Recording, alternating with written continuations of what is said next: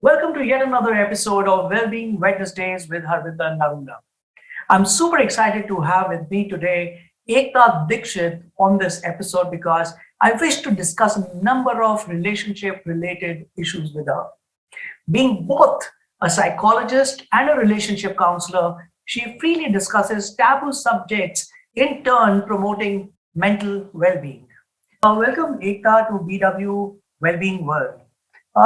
Before I move ahead, my first question to you is: you're a psychologist as well as a relationship advisor, and I'd love to know a little bit about your journey and how did you end up doing what you're doing today.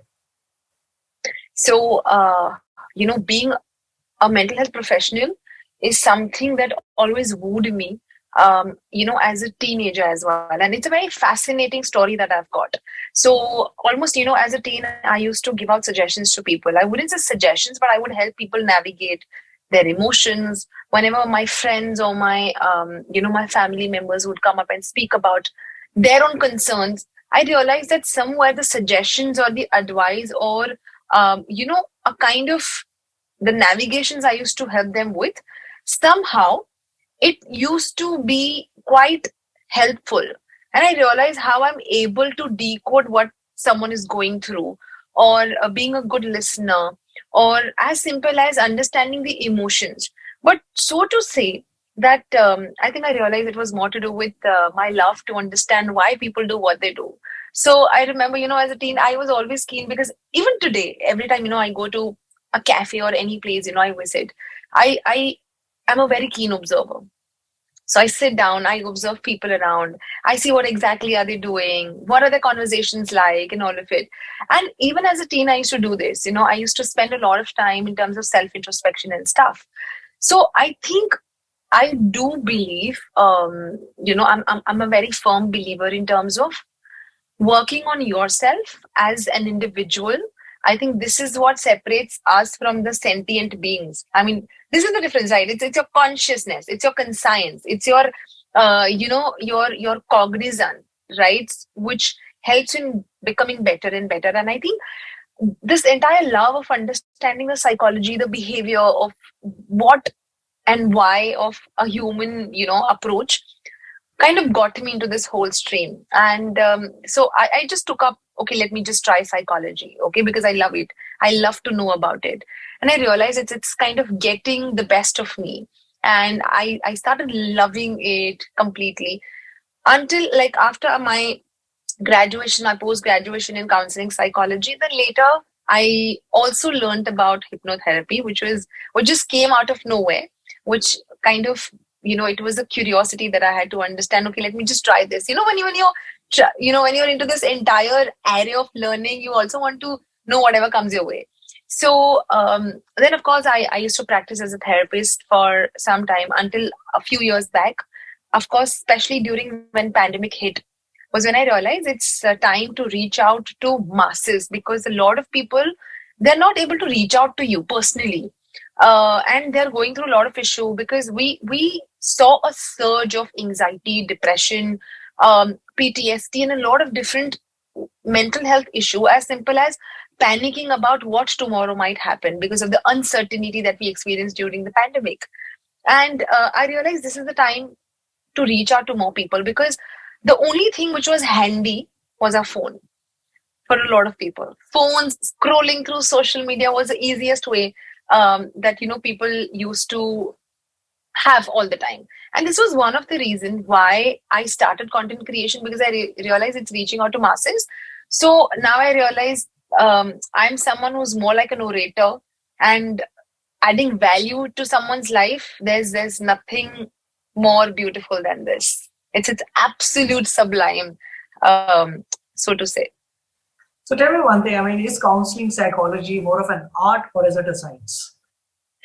Well, it's a mixture of both, I would say, because you cannot segregate counseling, like the art of understanding someone, without understanding the neuroscience behind it, or without understanding the science behind what goes behind your brain. Mhm. So it's again, I would say it's a blend, a beautiful blend of both. And it's like it's not like all or nothing. It's both. So Got that's how. counseling psychology is. It's like an art of understanding human behavior, but understanding the science behind it, of Right. why some people feel depressed despite of, you tell them that, oh, you know what, you're supposed to do this, or you're supposed to take these steps, or maybe meditate or journal or write or anything of those lines. Mhm. But also understand there's some biological factors that are influencing that person. So unless and until you don't understand the biology, you will not be able to understand the art of a person's behavior. I completely resonate with that because my personal belief is that while there's a science that works on psychology, but the Hmm. art of having a conversation with someone so that the person opens up is not everybody's cup of tea, and that requires a lot of art. Absolutely. So Absolutely. that's where my question was coming from. So Ekta, you speak a lot about relationships. You know, Hmm. what do you really mean by a healthy relationship? If I have to sum it up, healthy relationship is basically something that helps you become a better person and not bitter person. There's a difference. Okay. Where someone helps you in becoming a better version of yourself, where you feel heard, seen, recognized, acknowledged, where you do help each other in, in becoming your own better versions. It's like a lot of people think that healthy relationship is like, okay, my partner understands me, loves me, but again, it's a play of reciprocation. It's like a to and fro, and this is what makes relationship healthy. It's something that is an ongoing process. So a lot of people think that relationship is more like it's something where you achieve it and you're done. It's not like a final destination. It's something that you pursue for the rest of your life. It's something that keeps going. So healthy relationship is where you have, a lot of people think that love is the only thing that you require in relationship, but that's not the fact. You require trust, you require understanding, you require commitment, you require respect, you require, having that courage to, you know, um, have a difficult conversation, having that zeal in you to understand why someone is going through something, okay, why your partner is not being their best self. So I think this is what healthy relationship is all about, where you both just become better versions and help each other in reaching respective goals. Got it. Um, Ekta, you spoke about a continuum of efforts in maintaining a relationship. Now, Yes. in the beginning of a relationship, there are a lot of people who make promises to one another, but we've seen that over a passage of time, in a few years, such promises seem to just fade away. And Yeah. I don't know if it's people taking each other for granted. Why do you think this happens, and what changes?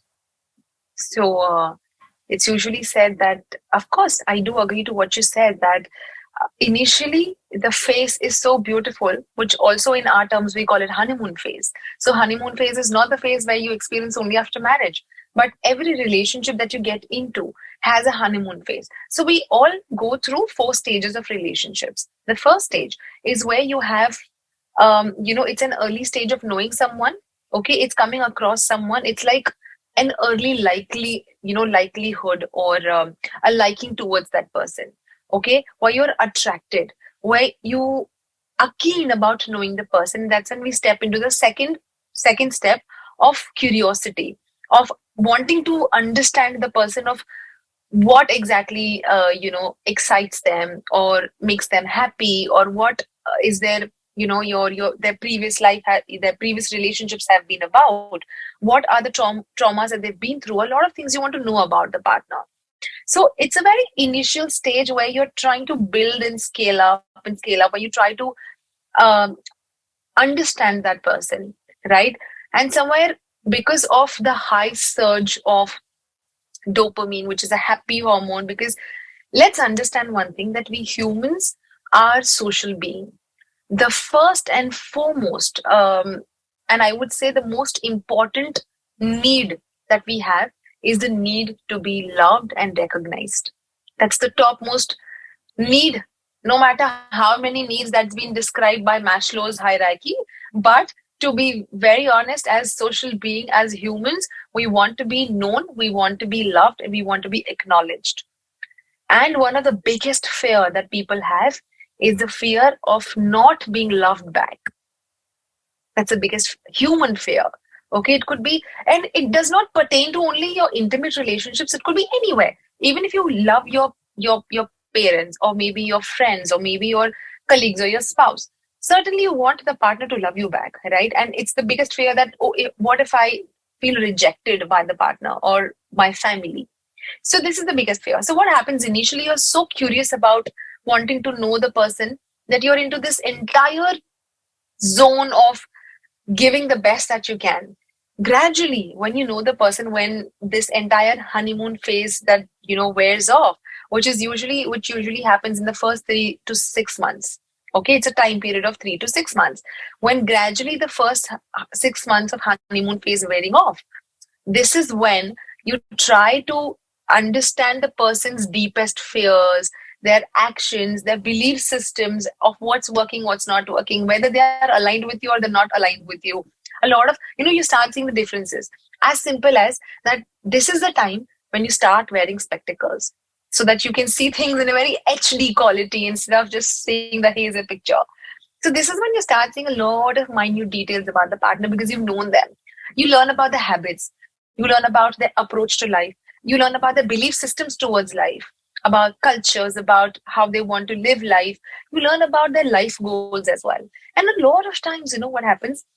It's this stage, the third stage, where you explore the person. This is actually the stage where if you do not, both of you, if you don't work together, this stage is when people actually fall apart. So what happens is, for a lot of people, when they know, they are cognizant about the fact that we two are different individuals, and despite of whatever differences that we have, let us work on it. Okay, so when they both work on it, that's when it sustains and it goes on, which is what happens when you're maintaining a relationship. And that's when you step into the fourth step, like you step into the fourth zone, which is love, which is compatibility, which is when you get into companionship, where you understand that this is something where it's time for us to move ahead. That's when a lot of couples, they get into this zone of, okay, we maybe it's time for us to also get married. And while the exploration stage, which is the third stage, that's when you get to know a lot about a person's personality. This stage can take as much as, say, from 1 year to 4 years, 5 years, and onwards. I wouldn't say there's a specific stage, to be very honest, because despite of being together for 10, 15, 20, 30 years, there's some new thing that you get to learn about your partner every single day. That's a fact. So that's the beauty of it. So for a lot of us, a lot of promises do get, they fade away because A, you are not working together as a team. And more than that, you stop pursuing each other. And like I said, what happens is, for a lot of us, we feel that, okay, now that I have got this person, now this person is my partner, I know. You stop pursuing. You stop doing the novel things together, right? Because you're like, Acha, I know this person since a very long time, so that's fine. She'll understand or he'll understand in a way. So what happens is we stop doing things that we used to do during the first honeymoon phase, right? So this is one of the reasons when we feel that a lot of people, like I said, they feel that marriage is the end goal, or getting into a relationship is the end goal. Okay, final, like it's done now. So now we are together. But when you stay in this mindset that I have to pursue this every single day, it's just like watering plants. You just can't sow the seeds and let them grow by themselves. You have to water it every day. So similarly, for every relationship, you have to water it with your love, with your care, with your respect, with your dignity, with communication, with admiration, with doing little things together, with understanding each other's love languages. There are a lot of things. So when you work on these basics, which are the foundations of relationship, so you will make sure that you stay true to your promises that you've made. That's so beautifully explained. In fact, on the lighter side, I used to share with my friends that the only time your relationship really you can say that you understand each other is when you start sharing bathrooms. So, so I mean, probably that's the second or the third phase that you talk about. But uh, The real issues start when things tend to become boring, you are falling apart, and that is Mm. when you need professional help, right? Yes. And that's where I'm going to focus my next few, bits of conversation with you. Now, if people become really hurtful and they split for whatever reason, whatever Mhm. differences, but when they do, I mean, I'm not even talking of husband, wife, or a boyfriend or a girlfriend. I'm talking about friends. Mm. They build a wall around themselves. They create such a strong boundary that they don't want anybody to step into that comfort zone. They Mm. stereotype, they stop trusting people. And, why do you think this happens, and what do you recommend needs to be done in such cases? So, one of the reason why we build walls is because, like I said, the biggest fear of not being loved back, which which stay true in all respective relationships, with every relationships that you go through in your life. Having said that, for a lot of us, we tend to, build walls because it's like, I don't want to get hurt because I don't think I have the capacity to go through it or heal myself. For us, of course, like I said, we do have the capacity to heal with our issues, from our issues, or we have the capacity or strength. It's all about finding it. So for a lot of us, when people split up, they tend to build walls and they do not trust people is because they're scared to be hurt. So this is the major reason why people build walls, why people think that what if I go through the same issue? What if again I'm not trusted? What if I may be cheated? What if I may not be recognized? What if that I may not be acknowledged the way I should be? So a lot of ifs and buts that come into the picture, but we fail to understand that every relationship is different. Okay, every individual that we come across, it could be friends, it could be a family, it could be anybody, everyone behaves from a very different perspective every now and then. Okay, talking about how I may react to a situation right now may differ from how I may react tomorrow, because we are we are completely in a very different mindset, different zone every single day, because we do experience different situations and vibes each day, right? So how I feel right now, not necessarily I may feel the same tomorrow. Okay, maybe I might have to pick myself a lot more tomorrow. Maybe tomorrow seems easy to me than how it is today, right? So what happens for a lot of us, we've a our tolerance level has completely dropped down and it's in a complete doldrums right now, to be very honest, especially considering today's generation where the tolerance level are are extremely and dangerously in doldrums, where they feel that I do not have the capacity to deal with this situation. So I rather keep things to myself. So I rather not speak it out. I rather just hold and, not open up myself to others, because what if I feel I get hurt again? And this comes from a lot of our childhood traumas as well.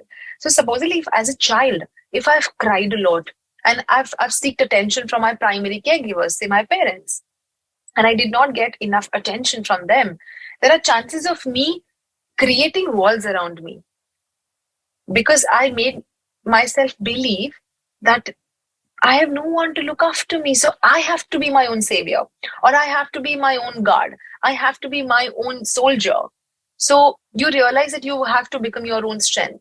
So when you start believing that, and this definitely comes from our childhood, which is why, entire aspect of psychoanalysis talks about how our childhood was. So a lot of times, our adult relationships are based on how our relationships were in childhood with our primary caregivers. So if I felt heard, seen, recognized, acknowledged in my childhood, I am going to grow up as a secure individual. And then I will not be anxious to seek more attention or be fearful in my adult relationships.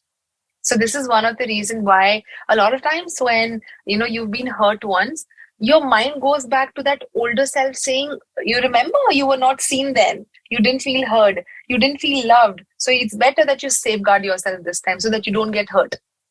So this is one of the reasons. So, Ika, what could be the role of friends and family around such kind of a person to help that person regain the trust that is lost? Okay. So you're talking about the like the same person. I mean, if So what somebody who's put that somebody who's put himself or herself in a cocoon. They've huh, created a secured boundary around huh, themselves. They don't hmm, trust people anymore. hmm, Is there a role of friends and family hmm. to help that person come out of it? And if yes, what could be that role? What should the Okay. friends and family do? So so knowing that we are social beings, and I think pandemic taught us that we can't do life alone. I mean, this was one of the biggest lessons that we learned in pandemic, these 2 years of lockdown that we've experienced, that we being social animal, we want people around us. We are more people person rather than being a solo person, being our own selves.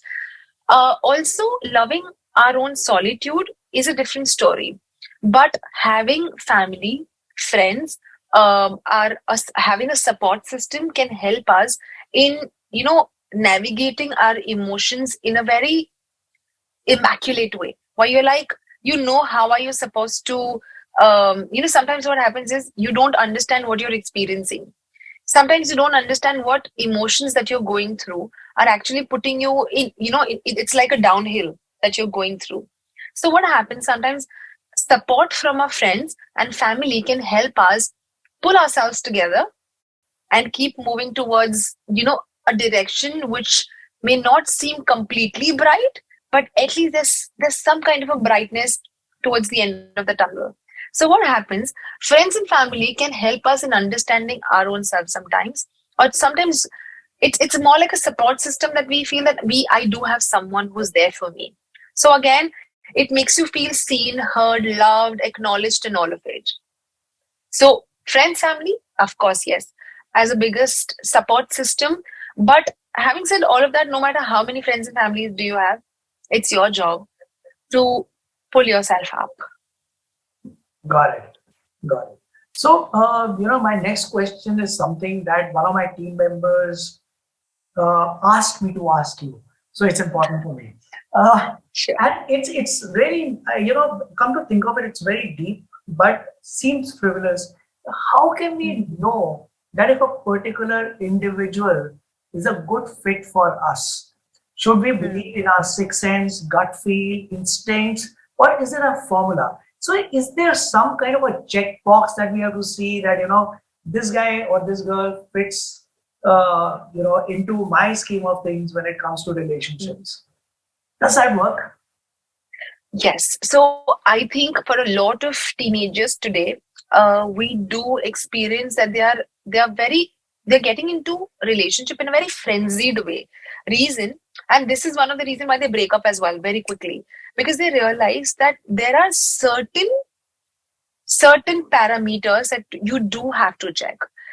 And I'm not saying that it's more like you're going to a grocery store to get the list of things that you want. More than that, it's about knowing someone who is more aligned with you. So the first thing first, you have to know that whether this person is aligned with me, in terms of, for a lot of, like I said, a lot of couples, they break up in a very initial stage of their relationship is because they realize that my partner wants something else, I want something else. That completely pulls apart. And it's, I don't see, my point being, there is no harm in having two separate things altogether. But if you both work together, as a team, as simple, if I have to put it in a very simple way, so even if you're poles apart and you're not too aligned, so what happens, you have to cross too many bridges. Okay. But supposedly, if the other person does not put enough effort to cross the bridge, you feel you're the only one who has to constantly cross the bridge. It's like you are burning yourself to keep the relationship warm. So what happens at one point, you experience relationship burnout. Okay. So this is extremely important.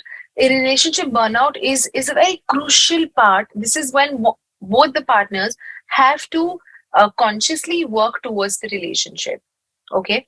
So one thing you have to see whether you both are aligned with each other is to the goals that you want. So if I have to give you a very simple example, suppose a person A gets into a relationship from a perspective that they want to get married to the person, but person B gets into a relationship for a casual relationship, and he does not have that mindset of um, seeing future together, or maybe he wants to take it slow at this point of time, whereas she's someone who wants to get into a long term relationship.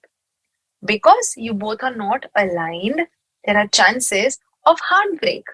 But having said that, if the guy really likes the person, okay, the girl, and he's willing to work towards this aspect, then there's nothing like it. It's going to be a beautiful unison because you both are working together to make it work. But what if the other person does not want to work and takes time? So what happens is there are certain parameters to see whether this person is right fit for me or no. Is A, see if this person is aligned with you or not, whether your life goals, your relationship goals are matching or not. Supposedly, if you want to have a very solid home, get married at this time, have babies at this time, live in a certain way. But if your partner wants to travel the world and just does not want to have that stable household, haven't really thought of kids, so you are completely arrays apart, right? So this is one of the key factor that you have to know whether this person is fit for me or no. Second, whether you both help each other become better person, whether it's like both of you understand each other's blind spots, where you understand each other's drawbacks and very beautifully cover it up. I wouldn't say cover it up, but you work it together to to fit that void You that's complement each been other's created. shortcomings. Absolutely. And so basically there's a word called, it's called the juxtaposition of each other. And which means that where you complement each other, where it's like a very beautiful composition of two different people, right? And if I have to explain this, it simply means that you admire stars because of the dark sky. So it's the juxtaposition of the dark sky with the stars. It's their beautiful composition that complements each other. So you have to be like that. So you have to have that kind of a composition where you work on each other. These are the few things that makes you feel okay. This is the right fit for me. You both understand each other's emotions, which is very very important. Where you both not only tick mark your say your financial goals or your personal goals, you also take each other's emotional goals as well, where you there are certain non-negotiables. For example, if I'm someone who wants to have certain things in my relationship, then I'll communicate and say, Acha, these are the things that I want in a relationship. So you both talk about each other's non-negotiables, like that, so you realize that whether you are fit for each other or not. I love the composition of two different people. That word. Uh, so, Ekta, when we're talking of relationships and trying to understand each other, do you think that relationships are a lifetime investment, or do you think that one should be trying it with a very open mind, and if it doesn't work out, just exit? I mean, Okay. I'm talking So, about the difference in the thought process of the two generations are today. mhm. Hmm. So, having said all of that, for a lot of people, see, we all have different mindset approaches, right? For a lot of us, there's this one group of society which gets into a relationship from, if I have to explain it in a very layman term, they get into a relationship from the headspace. Whereas there is a group of society that gets into a relationship from the heart space, which means that emotion comes first compared to where you are trying to figure out, okay, whether she fits this criteria, she fits this criteria, she fits this criteria.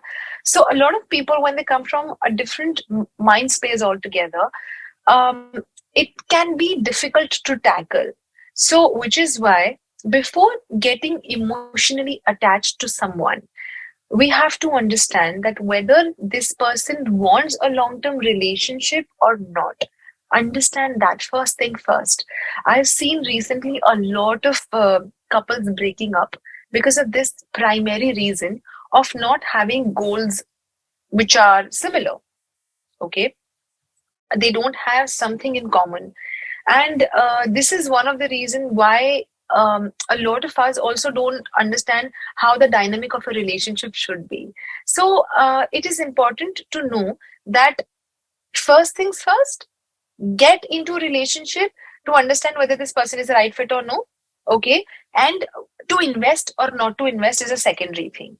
Once you realize that you both are, matching each other's goals and things, then of course you think about investing in a relationship, whether it should be, like you said, you should have an open mindset कि अच्छा ठीक है ये नहीं चला तो let me just take a step back and be easy at it.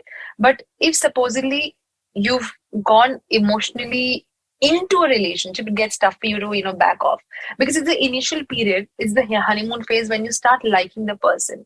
It's like you were feeling, we have a very I would like to put this, that we have a very weird mindset that's been ingrained in us, that we are incomplete without a partner. But the fact is, we are complete in ourselves. We are whole in ourselves. So when we start loving ourselves, we become whole. So a partner becomes like a cherry on the cake. It adds on to your wholeness. It adds on to the beauty of self-love. But what happens for a lot of us, we think, I don't feel good enough. Let me have a partner who makes me feel good. So this is one of the issue. So investing into a relationship is of course important. Having said that, see if you both are matching each other's goals. If not, look from a third person perspective instead, rather than getting into it. Uh, Ekta, since we're talking about that, if it is not working out, then it's better. Sometimes it's better to just part ways. But we have a mentality, and I'm talking to you because recently I met some couples who chose to live separately or separate, uh, and they remained good friends. They agreed to meet up, socialize, party together, and but we in India seem to have a mentality. I wonder if it is changing. That if Mm. someone is getting divorced or separated, there must have been something seriously wrong. And Mm. the reason I'm asking you this is because you just mentioned that you are a whole in your own self. Somebody else is not needed to complete you. You know. Mm. So what do you think about people parting ways and divorcing, and what should be done, or what should be their response to anyone who thinks that this there must have been something seriously wrong, especially the family? Mm. Mm. So, having said that, let's talk about diverse culture, which has, I wouldn't say diverse culture as such, but if you see the statistics of past 10 years, where divorces that used to happen earlier had a ratio of 30%. Okay. But now, past pandemic, that ratio has gone up to 50 to 60% post pandemic.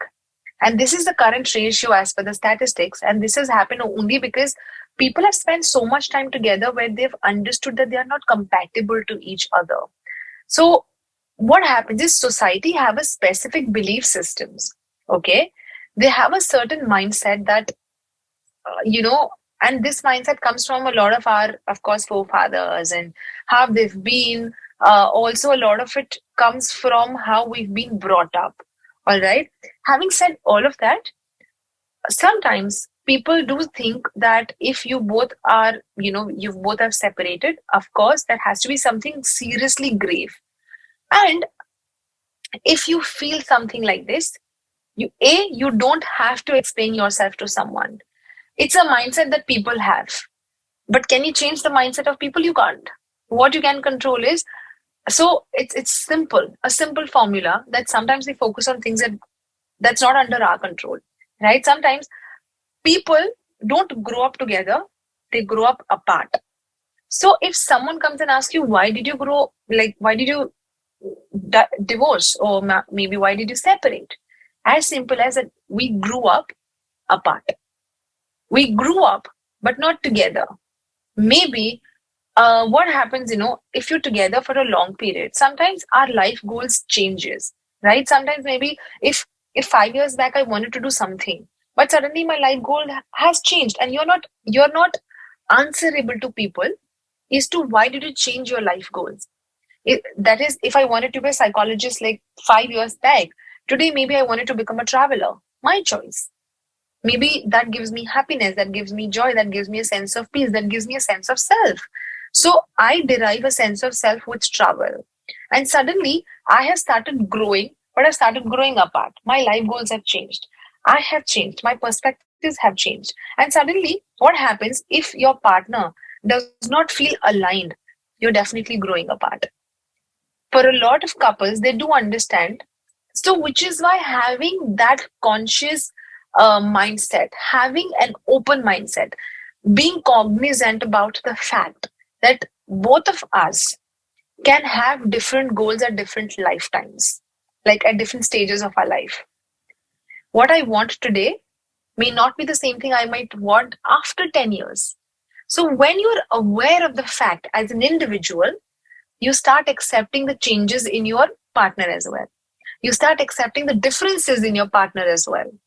So, which is one of the reasons when people do not accept the differences, that's when they fall apart. It's I'm just wondering, thinking aloud, that if there are new alignments that happen, there are new things coming your way, and your goals change, how fair is it for the other person? Because, like we spoke earlier, there's an investment you're making in a relationship, Absolutely. and Absolutely. consciously building a relationship where you're going to go forward, and taking those check boxes that we spoke of. Hmm. So, I don't know. What would you think of that? How fair would it be So to be partner? I I think you have a fair point to this, is to how fair this would be to your partner, that if you're completely growing apart. But if you understand yourself, if you are living from, if you're coming from a space of security, you do not feel insecure if your partner changes over time. Mhm. So a lot of it comes from how secure are you, where are you coming from, okay, what's your mindset like. I understand, for suddenly changing your entire mindset altogether, from being a homely person to a complete traveler right now, it's not going to bring fairness to your partner. Mhm. But again, if someone who wants to stay together can always find a midway. So there's a beautiful saying that says that even if you both are poles apart, how about you tell each other, how about we meet midway instead of staying poles apart?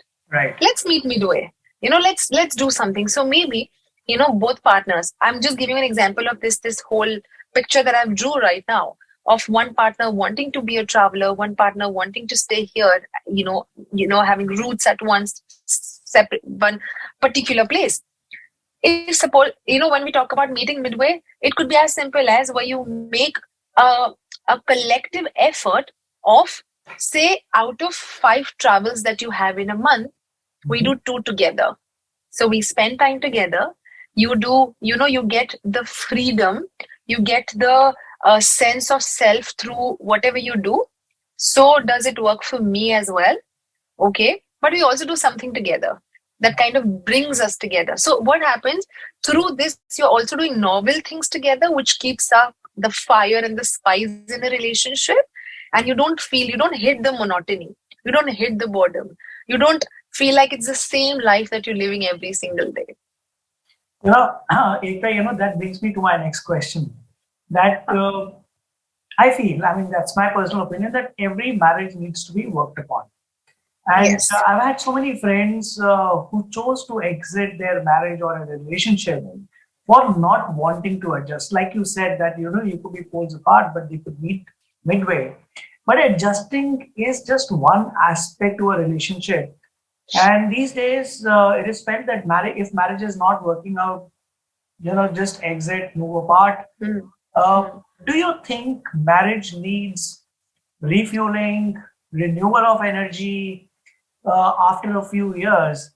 And if you think that marriage does need refueling, how can that be done? Are there any points that you have in mind as a suggestion to people? Okay. Of course, it does. It does to an extent, and which is why I said that doing novel things together is how you keep your relationship alive. So for a lot of people, they get into this entire rut of monotony, and it's it's pretty likely for you to get attracted to someone else, which happens in most of the relationship if you've been together for a longer period of time. It could be just a mere attraction. I wouldn't say that there's some kind of an infidelity or something of those lines, but it could be as simple as where you suddenly get attracted, infatuated by someone else. Why? Because there is nothing new in your marriage or in your relationship, which is why a doing, maybe going out on a different dates every single week, trying new sports together. It could be sports or any activity. For a lot of couples, as per our research that we've seen over the period, that maybe learning new language together, joining a dance class together, or doing some kind of an activity, maybe just joining, say, a tennis class together. As simple as that. Okay, or traveling to one place, like any new place every month. Once a month. Um, these new things, this can bring newness in your relationship, where you're looking forward to a lot of novel things, right? So this is what keeps up your relationship alive. Second thing is, you don't stop pursuing each other, right? It could be sending a little love note to your partner, even if you're married for last 20 years, and that's fine. Maybe supposedly someday just leaving a little love note before you leave for your work, or maybe sending flowers to your partner, or maybe doing something that brings joy to your partner. Most importantly, understanding what's your partner's love language. Are you aware of the love languages? Um, you want to share more thoughts on that? I mean, So, so, so I I just would know love that to. I proposed my wife to join dance classes with me just yesterday. How So, sweet is uh, that? uh, That's a great thing. So I'm looking forward to you creating great videos of you both dancing together and putting out there on the website. Yeah. absolutely, absolutely. Having said that, talking about love languages, it's like we all have five love languages. It's how we give and receive love. Okay. Talking about these five love languages, the first is you give and receive love through the words of affirmation, which is through words. Now, if your partner understands love through words, like, you looked so pretty tonight, or maybe, um, I like the food that you cooked today. It was so delicious. So you share your love through words. Or maybe, you look tired today. Do you want me to do something about it? Or something on those lines. Okay. So when you show love through your words, the person perceives it that way, that it's love for me, if that's their love language.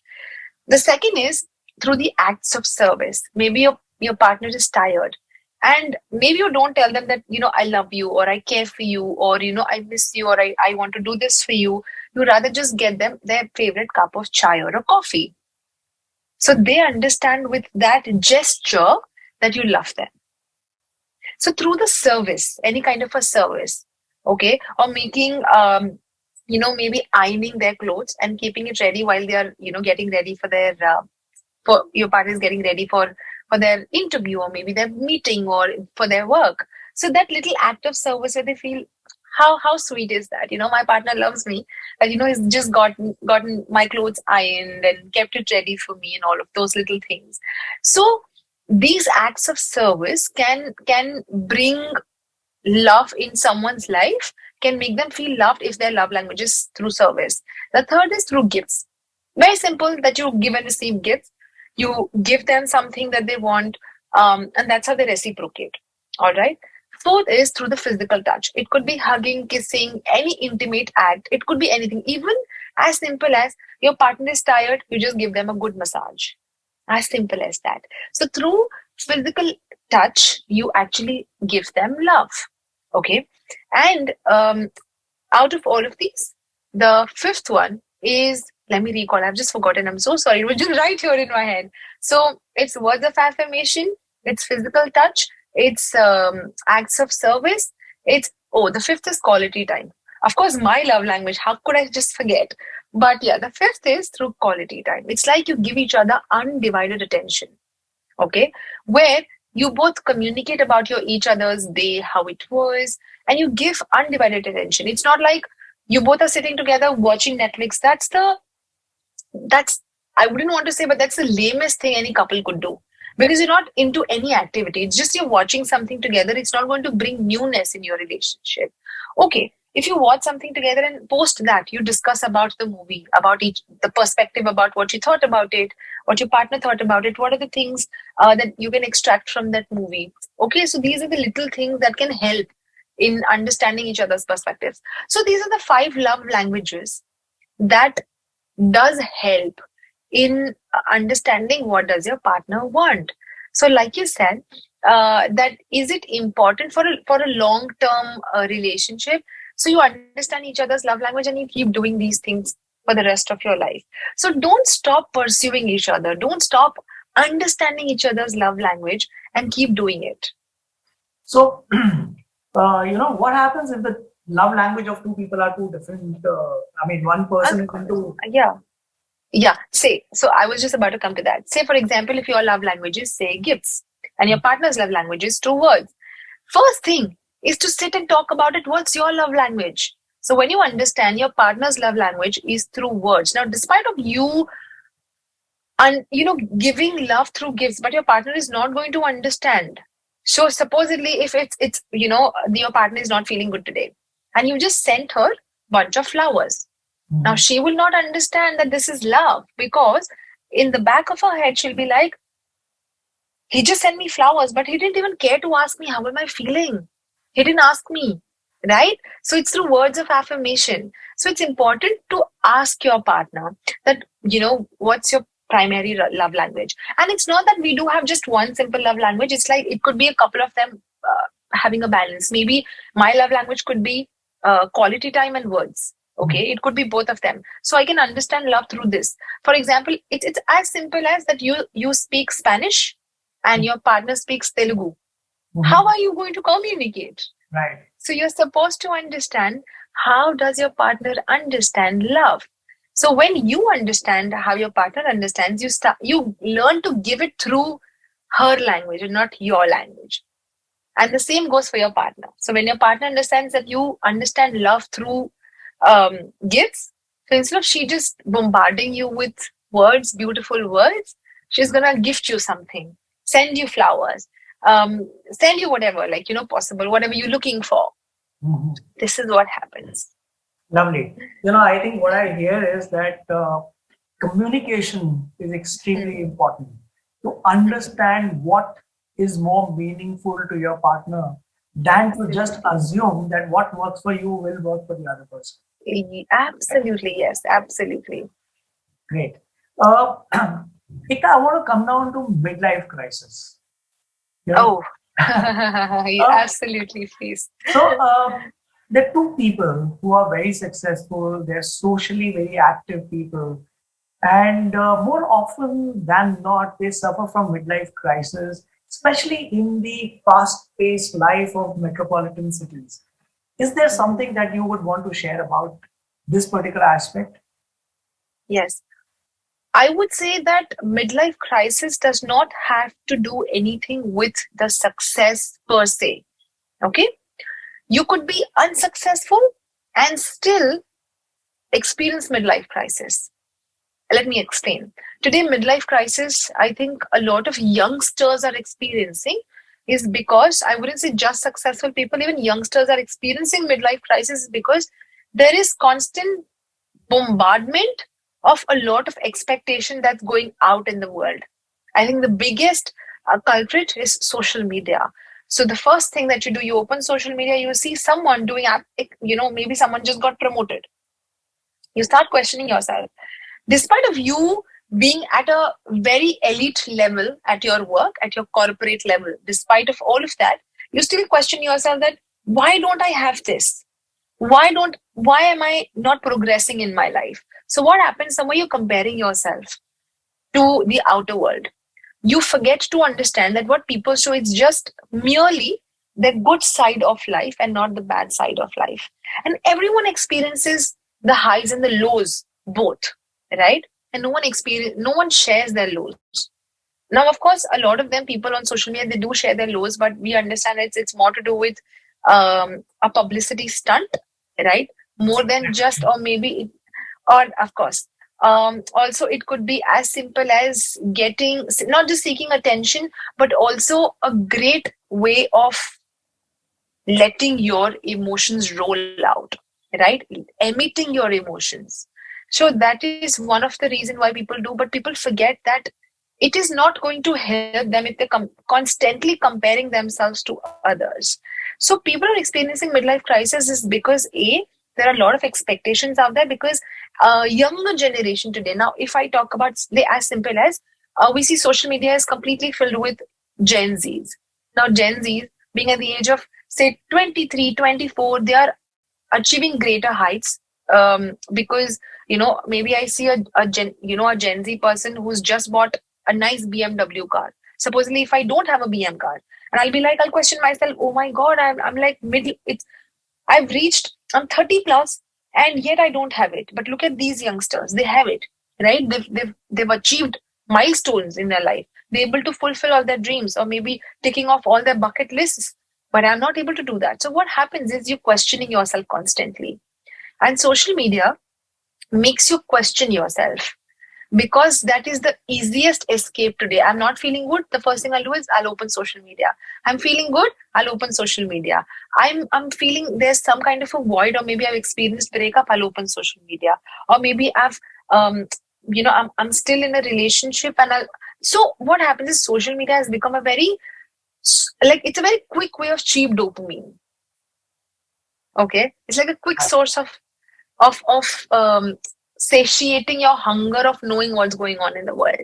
So because there's overload of information, Mhm. it gives us midlife crisis, because we're constantly comparing ourselves. Like in the back of our head, we're comparing ourselves to them, Got right? Having said all of that, which is why it has nothing to do with success. Somewhere I could say, when it pertains to success, it could contribute, say 20-30%, because somewhere you do feel you're in the race of you wanting to reach out somewhere. it. So Mhm. if you look back to the ancestors, and if I talk about my forefathers and all of them, my grandparents, they lived in their own cocoon, but yet be happy in whatever they had. Mhm. They wouldn't look at something. So even if they had vision for tomorrow, they would have it for tomorrow, not for 10 years later. Or they wouldn't be like, Acha, in next 5 years, I have to reach here. But not broken down those. Mhm. Whereas, during the growing years for our grandparents, they of course had that they would have a vision, but an immediate vision, and would work on that. So they wouldn't experience that midlife crisis now what to do. So this is one of the crises that we are experiencing, Got it. thanks to social media. That So, Ekta, I'll ask you a question which I think will be more relatable to not, the younger generation of today, mm-hmm. but Mm-hmm. people with different backgrounds. I mean, at the end of the day, there are two people who get into a relationship. I'm not even talking of Yes. just marriage, friendship, living together, whatever. And these two people are coming from two different points of view. They are influenced by the belief systems and the value systems in which they have grown up. You know, Hmm. and if I were to think of it, remember this movie "Maine Pyar Kiya," and there was this dialogue, "एक लड़का Yes. और एक लड़की दोस्त नहीं हो सकते." Yeah. They people are good friends with the opposite gender as much as they would be with their own gender. Gender. And what happens when your partner still carries the old thought process or a different thought process? Should you bear it, adjust with it, or should you not care? In either cases, one of the person is going to be stressed. How do you think the situation can be best managed so that both can be comfortable being with each other and letting them have their own belief systems? Okay. So first thing is, like I said, and I have been a complete follower of understanding each other's perspectives, each other's belief systems, that I truly believe that once you get into a relationship is to understand where is your partner coming from. Okay, it's to understand, is to what is your partner's past experiences like, what the experience, exposure, upbringing, and the belief systems that he's got it from his primary caregivers. So a lot of times that your partner's thought process may not match yours. And that's completely okay. So one, being cognizant about the fact that my partner can be different than I am right now is the first thing, which brings you to a stable mindset to communicate without being defensive or without attacking the person. A lot of times that what people do is they say, you have an orthodox mindset, instead of saying that, what, I really love how, you process your life and you understand, you adjust with today's mind and generation. But this one aspect of, a belief system, I understand that it could come from how you've been brought up, but how about we tweak it? Because what happens for a lot of people, I'll tell you why this orthodox mindset also comes. Supposedly, if I, as an individual, is an insecure individual, right, where I feel that if my partner meets someone who is more successful than I am, or more beautiful, physically attractive than I am, or someone who is more aligned than I am with my partner would be more inclined towards that person than me. What if the person leaves me? So because of the fear of being rejected, the fear of being abandoned, we have that insecurity. So abandonment issue is for real. And when you have this abandonment issue within yourself, that's when you start questioning your partner's thought process as well. That's when you feel that, you feel insecurity that I am not okay with my wife's male friends. But what if you and your wife have a great equation?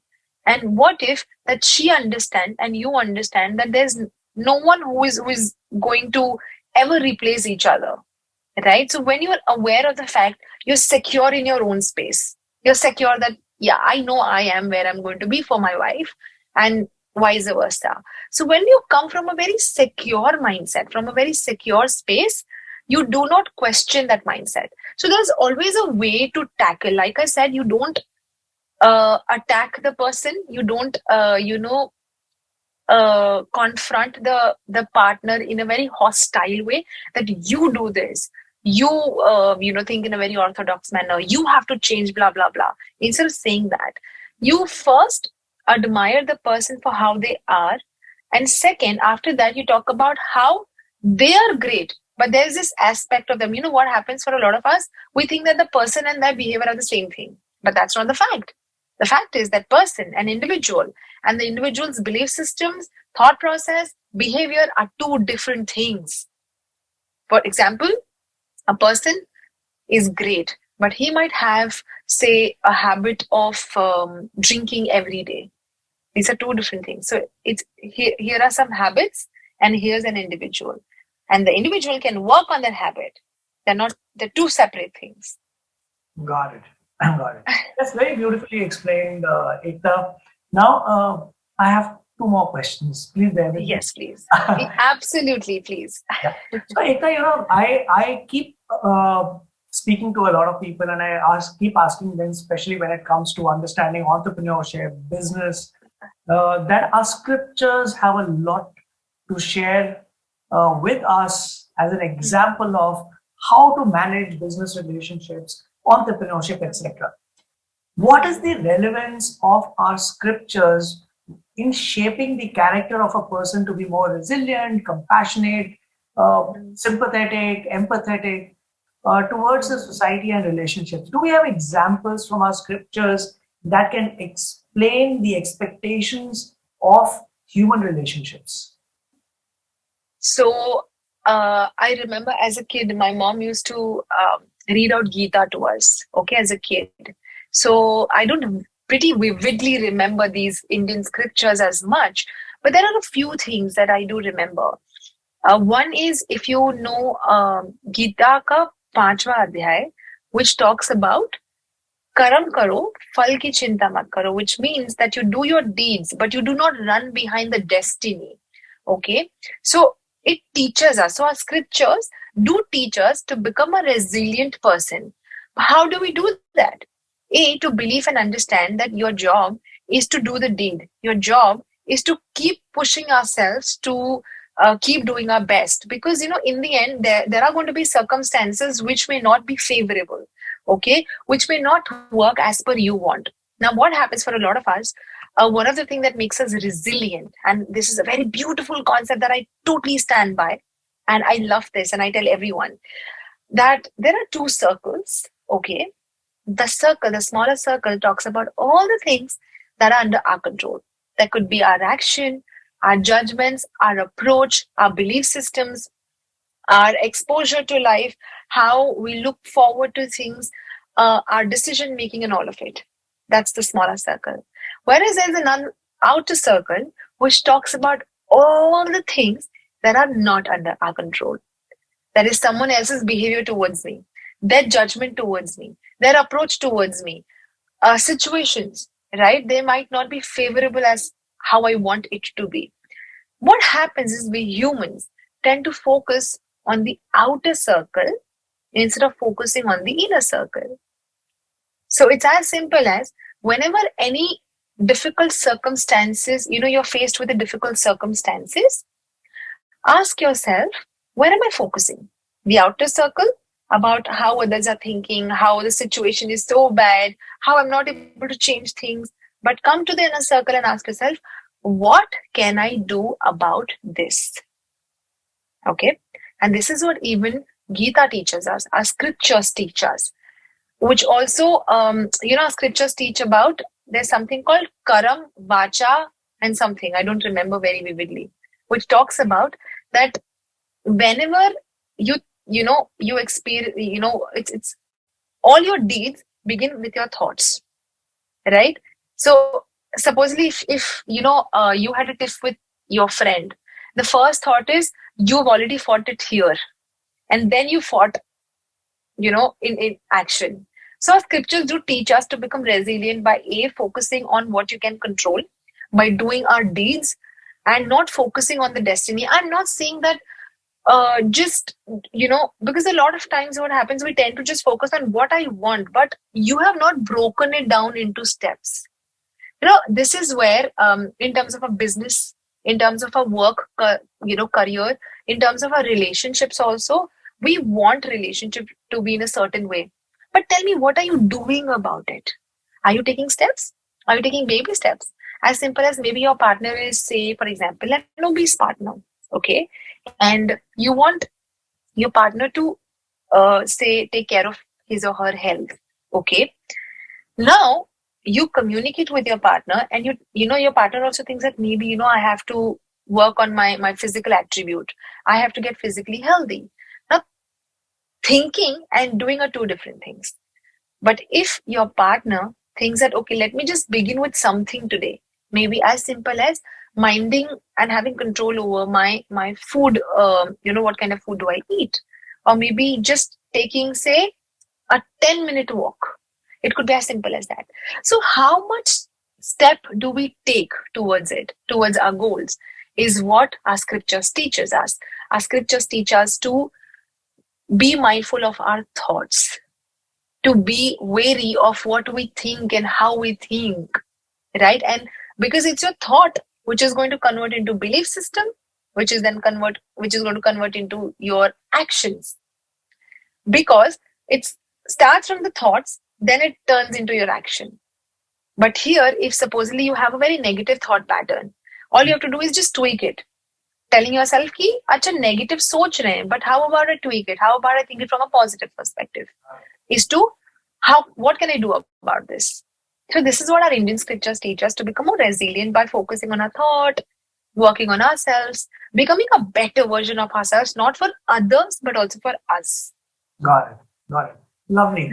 Ekta, anxiety and depression many times are an outcome of suppressed feelings, Yes. and opening up is easier said than done. It's like people come and tell you, think positive, open up, don't worry. This is all toxic positivity to somebody who's uh, you know, Absolutely. you know. So, how can people who are otherwise introverts, maybe going through certain challenges, who are subdued in nature, Mm. open up and discuss what is going inside of them? Is there some magic formula that you have in? So when you said magic, a lot of people, now this comes from my experience. Okay, it's been over a decade. So I remember when I used to take therapies one on one, a lot of people, a lot of patients used to come, and they would be like, "So my life is going to change today onwards." I said, "Of course, yes. That is, there is, a clause to it. Of course, your life will change if you will work on it every single day." So, talking about how we do experience difficult situations in our life. And like I said, not all situations will be favorable to us. There are sometimes you have thought of something, but it did not convert into action, or maybe did not convert into the result that you want. Sometimes we build walls, we guard ourselves for, so that we don't feel hurt, or we go through some kind of a discomfort in our life. In that case, one of the way to understand our own self is, a which I've been telling everyone, journaling is a great way to understand yourself. People don't understand the power of journaling. It's when you write down. A lot of people think that journaling could be just typing it out and figuring it out, like, you'll type and that's how you do journal. But no, do you know that your writing is linked with your subconscious mind? Because your right hand, how you write, is basically linked neurologically, it's linked with your subconscious mind, where whatever you write, it actually helps you in, letting go, and experiencing what's going on here. So, when you start writing, sometimes it's like peeling an onion. You started with something, but then you reach to the core.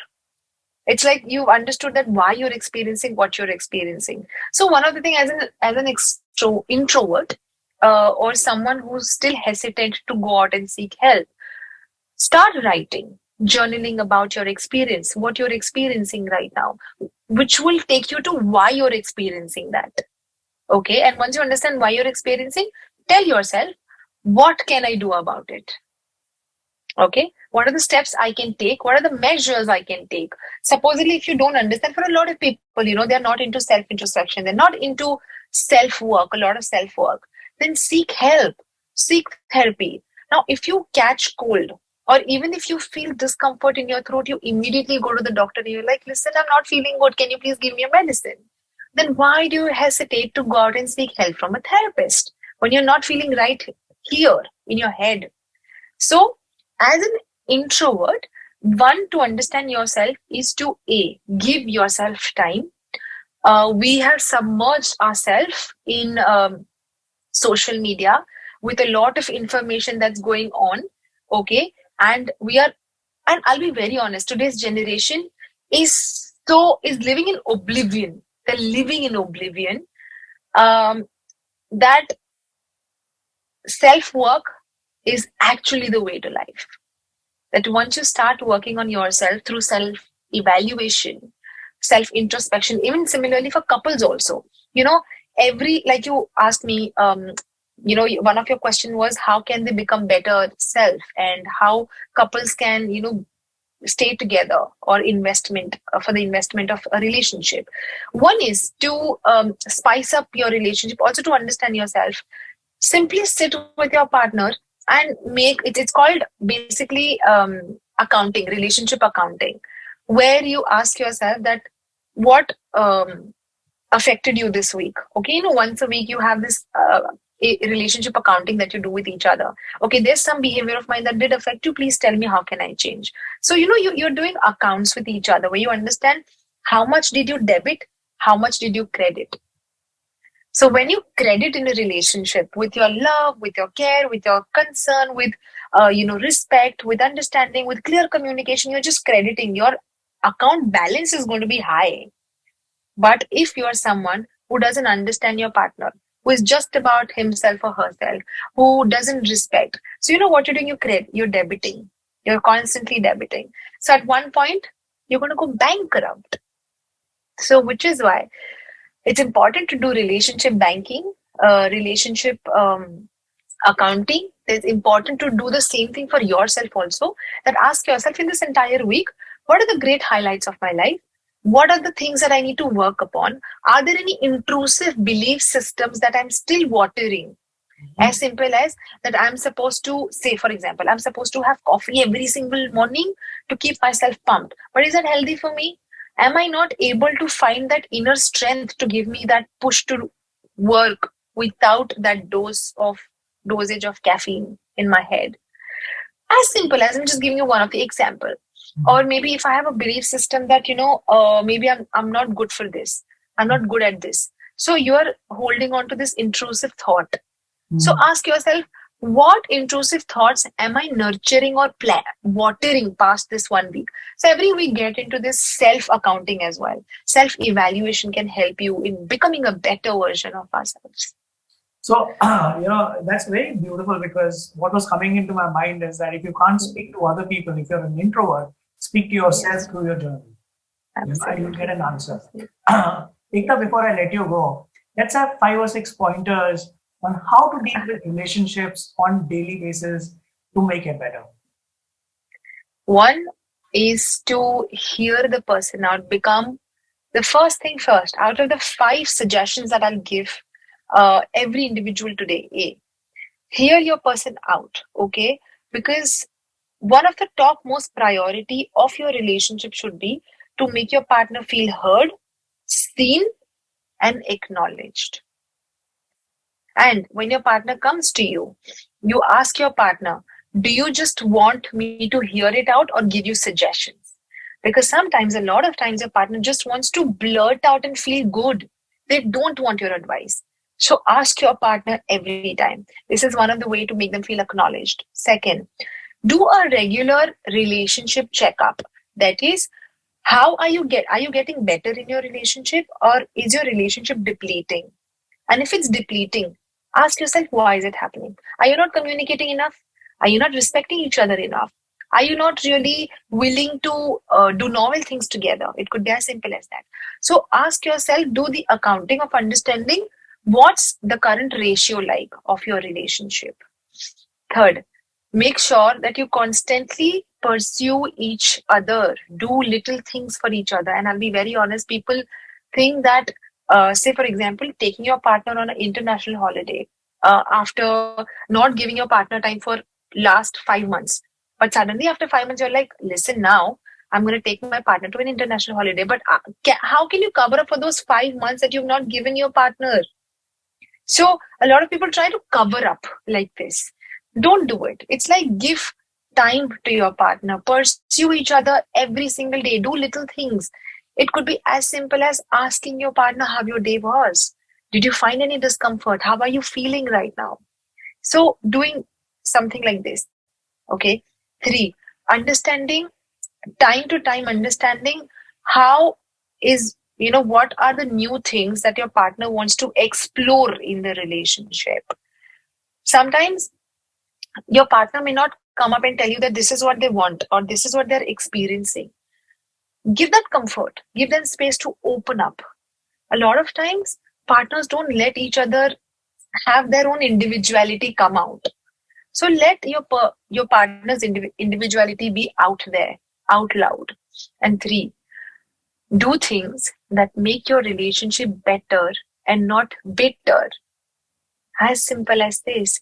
Where supposedly, if you're constantly doing things that are making your relationship bad, say, for example, if your partner is someone who is getting affected by, say, um, you drinking alcohol every day, or maybe because of certain habit of yours, okay, that you're neglecting them, not giving them attention, all of it, whatever that could be. So if your partner is feeling left out, check with that.